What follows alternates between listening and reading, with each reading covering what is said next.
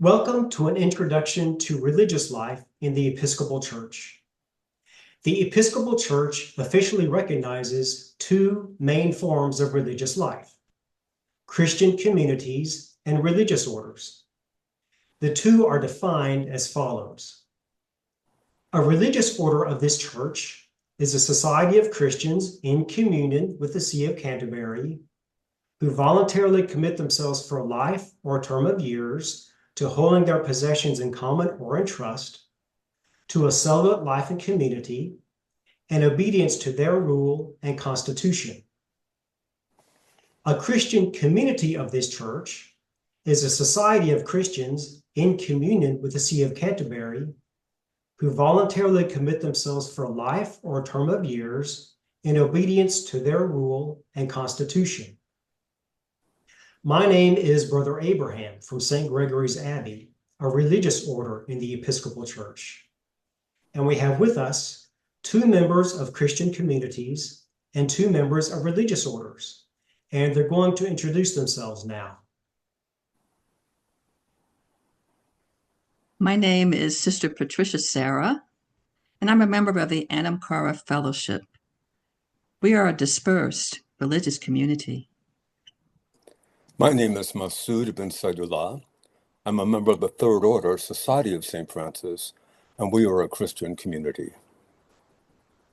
I'm Brother Aidan Owen, a member of Holy Cross Monastery, one of the communities in the Order of the Holy Cross, and we are a religious order in the Episcopal Church.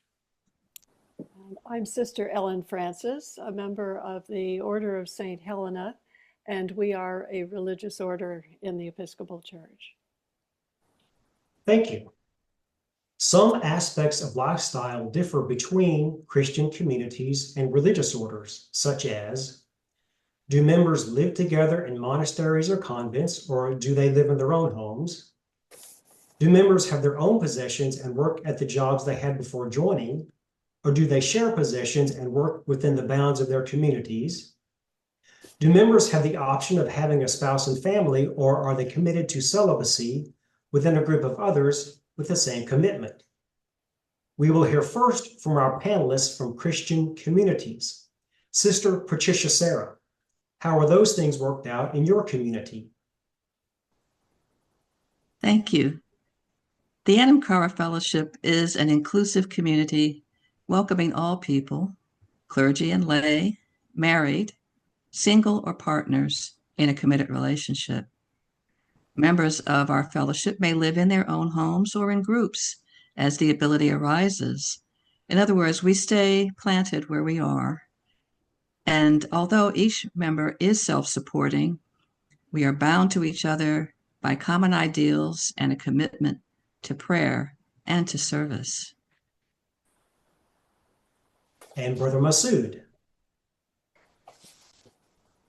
The original Franciscan Third Order was actually founded by Francis himself, and it was in response to those who wanted to live out the spirit of the traditional life vows of poverty, chastity, and obedience, but they were already married or they were out in the world, they had professions, and they were not wanting to actually be in a friary or a convent because of the commitments that they already had. So he founded a third order in order to meet their spiritual needs. And so within the Episcopal Church and Anglican Communion, the third order carries on that spirit. So we are a dispersed community. We are in 5 different provinces around the Anglican Communion. I am a part of what's called the Province of the Americas. So we extend from Canada all the way down to Brazil. And so within that large geographical area, we have people living in many different kinds of situations, many different contexts. People are professional people are farmers, people are working in the vast variety of expressions of work. Some are married, some are single, have children, and they are working to live out or striving to live out the spiritual values of Franciscan spirituality wherever they are, with a lifetime commitment. And Brother Aidan. In Holy Cross, we are Benedictine monks. So we all live together in community in our monastery. We share all of our possessions, material and financial, in common with one another. We strive to live simply. We have a round of prayer every day in common, 5 times a day here at our monastery. And we are all committed to celibate chastity. So we don't have partners or families outside of the monastery. And we also, for the most part, our primary work is done in community in the monastery, though we do have some brothers, myself, for instance, who have some ministries outside of the monastery as well. And Sister Ellen Francis.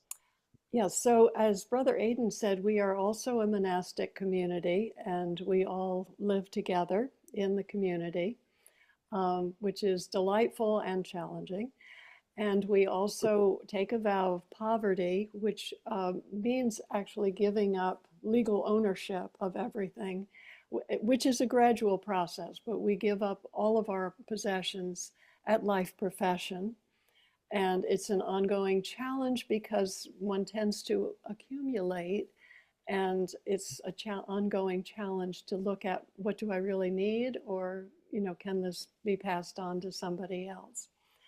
We are also celibate. We do not have, we are not married or partnered, and the idea of this is not to deny love, but is to open up love, that we can then give that energy and affection to more people, in a sense, in our ministries and in our work. We also have our primary work is the daily office and Eucharist at home. And we do have outside ministries.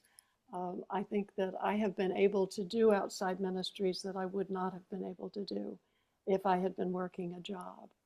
So it may sound like an extreme life, and it is so freeing and fulfilling for those who are called to it. Thank you. All vocations are necessary and of equal value. If you are interested in a vocation with a Christian community or a religious order in the Episcopal Church, check out these websites.